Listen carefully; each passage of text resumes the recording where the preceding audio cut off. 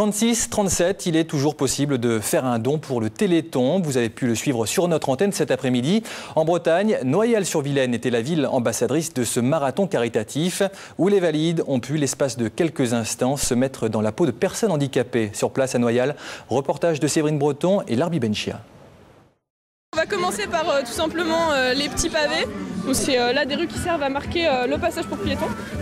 Donc comme on voit, c'est assez difficile à passer et ça provoque des secousses assez importantes au niveau de la personne qui est sur le fauteuil.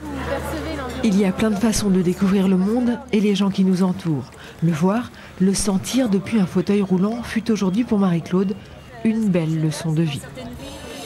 On ressent des sensations de secousse à chaque fois qu'on passe sur des choses difficiles, hein, les câbles et tout ça. Et c'est vraiment difficile à manœuvrer. Hein.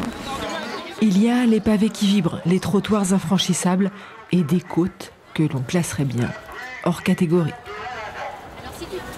Quand je marche à l'école, une montée pour moi je me pose même pas la question, alors que là, se déplacer c'est beaucoup plus difficile.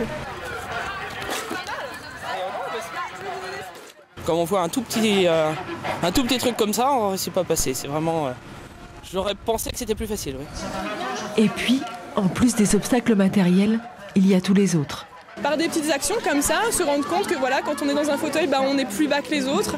Les gens nous regardent, on a des difficultés à passer à certains endroits et du coup c'est plus difficile. Que les gens se rendent compte un petit peu de ça. On voit qu'il y a un dévers, donc du coup la force qu'on doit mettre au niveau du bras gauche et au niveau du bras droit ne sont pas les mêmes. Il faut essayer de gérer ça. En plus, avec la pluie, les mains courantes qui dérapent. La petite promenade se transforme vite en parcours du combattant.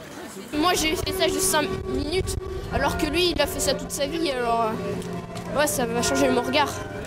Il y a plein de façons de découvrir le monde, mais il y en a qui marquent. Météo France a émis